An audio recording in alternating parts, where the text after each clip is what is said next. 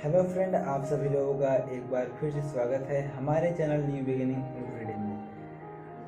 उम्मीद है कि आप सभी लोगों को इसके पहले वाली वीडियो जो कि पार्ट 1 के नाम से जानी जाती है वो आपको अच्छी लगी होगी।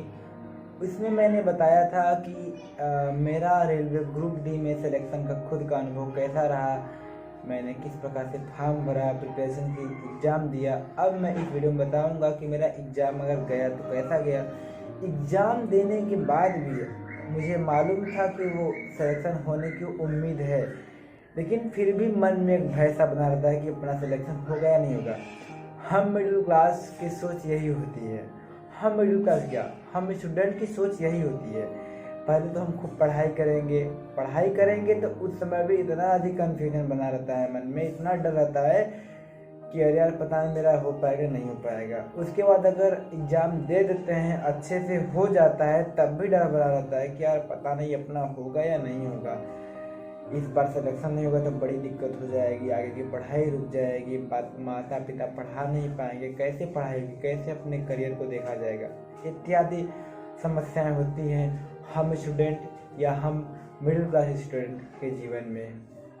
तो मेरा भी एग्ज़ाम 9 अक्टूबर 2018 को हो गया था कानपुर में, और 85 मैंने अटैम्प्ट किया था। और मुझे लगा था कि मेरा बहुत ही आसानी से हो जाएगा। आराम से मैं यहाँ से 10 अक्टूबर को घर गया और वहाँ पर खूब खुशी उसके बाद त्यौहार आया। त्यौहार में मैंने खूब आनंद लिया, खूब इंजॉय के साथ आनंद लिया। अब फिर भी बीच बीच में मन ऐसा करता था कि पता नहीं अपना हो पाएगा कि नहीं हो पाएगा। इसीलिए वीडियो जो उत्तर प्रदेश जो वीडियो की वैकेंसी आई थी उसकी तैयारी मैं करता रहा। और रेलवे की जो आरपीएफ है, रेलवे जो आरपीएफ की वैकेंसी थी उसकी मैं तैयारी करता रहा, जिससे कि ऐसा ना हो कि अगर ग्रुप डी में मेरा गड़बड़ा है तो इसमें भी मैं गड़बड़ा दूँ। इसीलिए मैं तैयारी करता रहा, मेहनत करता रहा। वीडियो का भी एग्ज़ाम हो गया, आरपीएफ का भी एग्ज़ाम हो गया। हालांकि मैंने जो भी तैयारी की रेलवे ग्रुप डी की बाद लगभग जो भी तैयारी की वो इतना अधिक सीरियस से नहीं किया, क्योंकि मुझे ऐसा लगता था ना, अपने अंदर से आवाज़ आती थी कि मेरा सिलेक्शन हो जाएगा। लेकिन फिर भी कभी कभी डर लगता था कि शायद न हो पाए तो बड़ी दिक्कत हो जाएगी। आखिर 11 जनवरी 2019 को आंसर किया जाता है, और आंसर के हिसाब से लगता है कि मेरा 72 क्वेश्चन सही है, 12 क्वेश्चन गलत है और एक क्वेश्चन जो है वो गलत हो गया था। उसके द्वारा रेलवे के द्वारा जो एग्ज़ाम करा था उसके द्वारा गलत कर दिया था। तो टोटल 84 क्वेश्चन में मेरा 72 क्वेश्चन सही था, 12 क्वेश्चन गलत था। उस आधार पे मेरा टोटल लगभग 68-69 नंबर बन रहा था लगभग। तो उस समय मुझे बहुत डर लगने लगा कि पता नहीं मेरा सिलेक्शन होगा या नहीं होगा। तमाम प्रकार की होती है ना कन्फ्यूजन।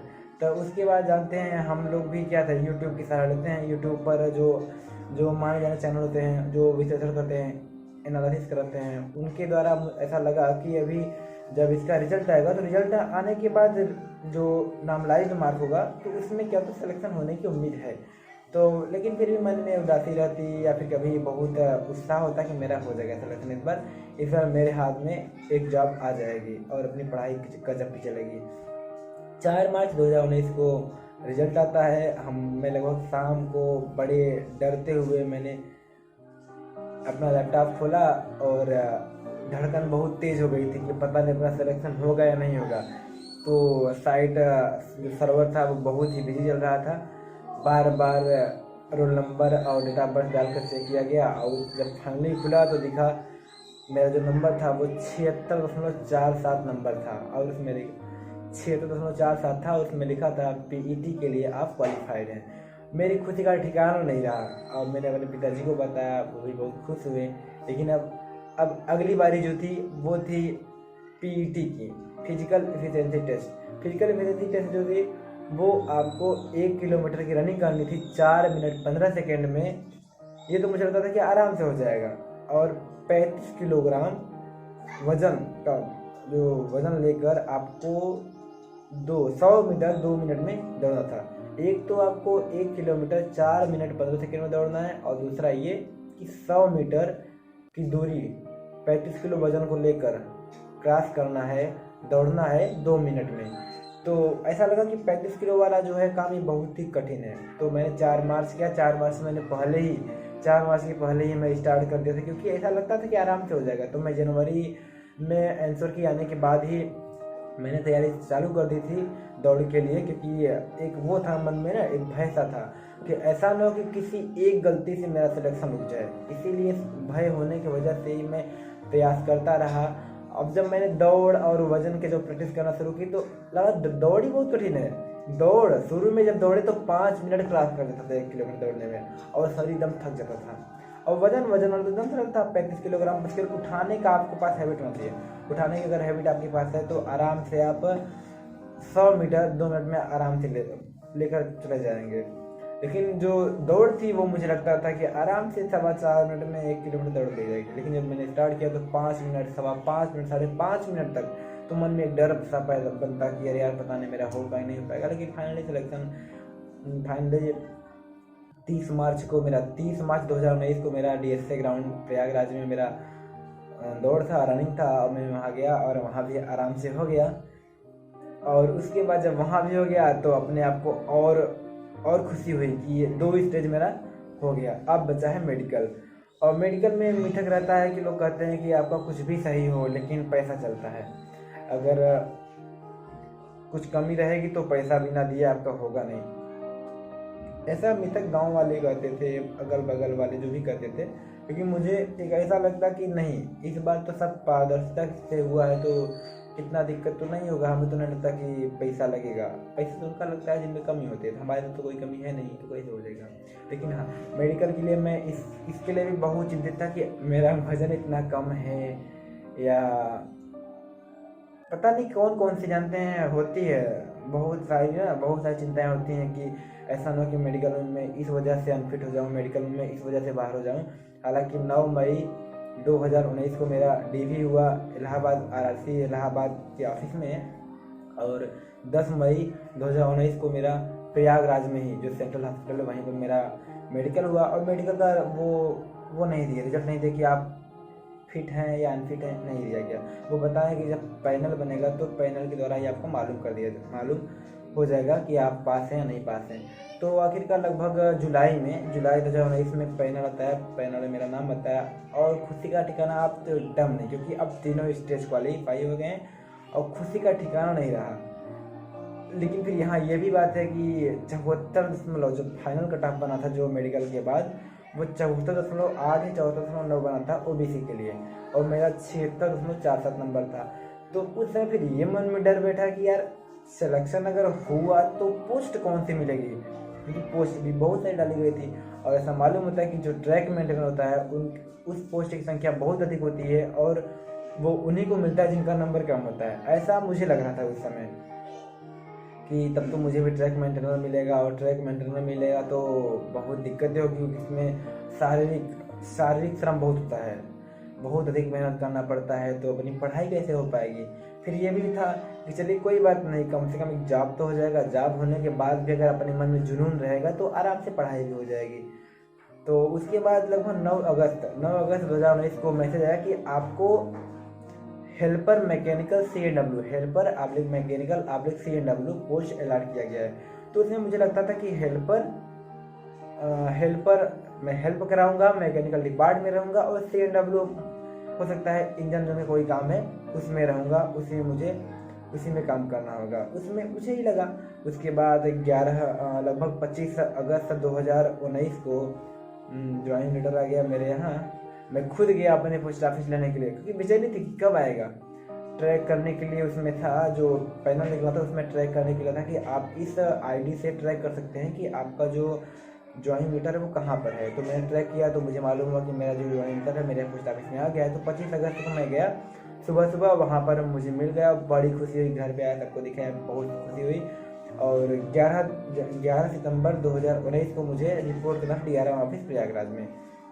11 जनवरी 2019 को मैंने प्रयागराज में रिपोर्ट किया, और 11 सितंबर 2019 को मैं प्रयागराज DRM ऑफिस प्रयागराज में रिपोर्ट किया, और 12 सितंबर 2019 को मुझे कानपुर भेज दिया गया। कानपुर से मेरी ज्वाइनिंग हुई, और जो मेरा ऑफिस है वो SSC/CNW/CNB। मैं SSC/CNW/CNB के अधीन कार्यरत हूँ। वर्तमान में मैं कानपुर सेंट्रल पर ही हूँ। तो इस प्रकार से जो जर्नी थी, फॉर्म भरने से लेकर ज्वाइनिंग लेने तक, तैयारी किस किस प्रकार से की गई, क्या क्या मन में दुविधाएं होती हैं, समस्याएं होती हैं, पढ़ने के बावजूद, एग्ज़ाम अच्छा जाने के बावजूद इतनी इतनी समस्याएं होती हैं, मन में दुविधा होती हैं कि पता नहीं अपना सिलेक्शन होगा या नहीं होगा। और जब 2-2 3-3 स्टेज हों, एग्ज़ाम भी हो, फिजिकल टेस्ट भी हो, फिर मेडिकल भी हो, तब दुविधाएं और बढ़ जाती हैं कि मान लीजिए रिटन एग्जाम तो निकाल लिया जाएगा, लेकिन फिजिकल पता नहीं निकलेगा या नहीं निकलेगा, और फिर अगर वो भी निकला तो मेडिकल निकलेगा या नहीं निकलेगा, क्योंकि 3 स्टेज क्वालिफाई करना होती है कुछ ऐसा। लेकिन सब कुछ आसानी से होता गया और बड़ी खुशी हुई, बहुत आनंद आ रहा था। यह है कि एग्ज़ाम देने के बाद ही 9 अक्टूबर 2018 को एग्ज़ाम देने के बाद ही मुझे ऐसा लग गया था कि मेरा सिलेक्शन हो जाएगा। लेकिन जानते हैं ये ह्यूमन नेचर है, कितना भी आपको बता दीजिए कि आपका हो जाएगा, लेकिन मन में हमेशा डर बना रहता है। तो वही डर जो था मेरे मन में हमेशा बना रहा, उतना डर नहीं था लेकिन फिर भी डर बना रहा। रिजल्ट आया तो डर कुछ कम हो गया और अधिक उत्साह मन में हुआ। उसके बाद जब फिजिकल टेस्ट पास कर लिए तब भी और मज़ा आया। फिर जब मेडिकल पास हो गए तब तो एकदम ही से अच्छा हो गया कि गजब, अब तो कोई बात नहीं, अब तो जॉब कन्फर्म मिलेगा ही मिलेगा, पोस्ट कोई भी मिलेगा ये पता नहीं। लेकिन ट्रैक मेंटेनर पोस्ट को लेकर भी कुछ दुविधाएं थी कि ऐसा ना हो कि ट्रैक मेंटेनर पोस्ट मिल जाए, क्योंकि मेरा जो नंबर था वो कट ऑफ के बिल्कुल पास था, लगभग 1.5-2 नंबर अधिक था। 74 वार्ड था और मेरा 76.47 था, तो लगभग 1.5 नंबर था।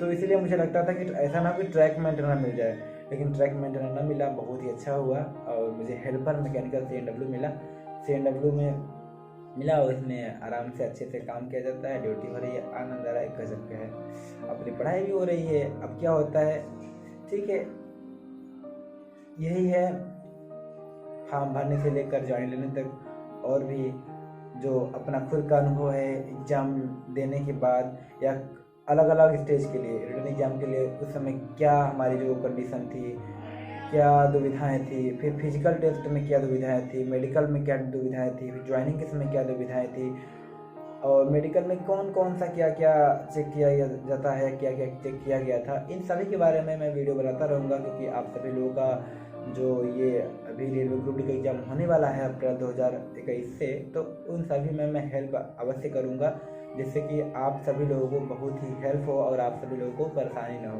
क्योंकि मैं भी उस समय जब अप्लीकेंट था, मैं जब एस्पिरेंट था, मैं जब एग्ज़ाम दे रहा था या एग्ज़ाम देकर आ गया था, तो यूट्यूब के सहारा लेकर ही तो मैंने इतना कुछ किया कि मेडिकल कब होगा, DV कब होगा, DV में क्या क्या चाहिए, मेडिकल में क्या क्या चाहिए, कौन कौन सी समस्या होगी, किन समस्याओं से बचना होगा, इन सभी चीज़ों के बारे में जानकारी मुझे यूट्यूब से ही मिला। तो मैं सोचता हूँ कि यूट्यूब से जब मुझे मिला तो मैं खुद जब उसी प्रोसेस से गुजरा हूँ, तो मैं भी अपने जो रेलवे ग्रुप डी जो भाई बहन है, जो फॉर्म भरे हैं, जो तैयारी कर रहे हैं, जिन्हें जॉब लेना है, जिनको एक जॉब कन्फर्म करना है, तो उनकी सहायता क्यों नहीं की जाए। इसीलिए इसी उद्देश्य से ये सब वीडियो लाया जा रहा है। ऐसे ही वीडियो देखने के लिए हमारे चैनल को सब्सक्राइब करिएगा और अपना सहयोग देते रहिएगा। मिलते हैं नेक्स्ट वीडियो में, तब तक के लिए जय हिंद, धन्यवाद।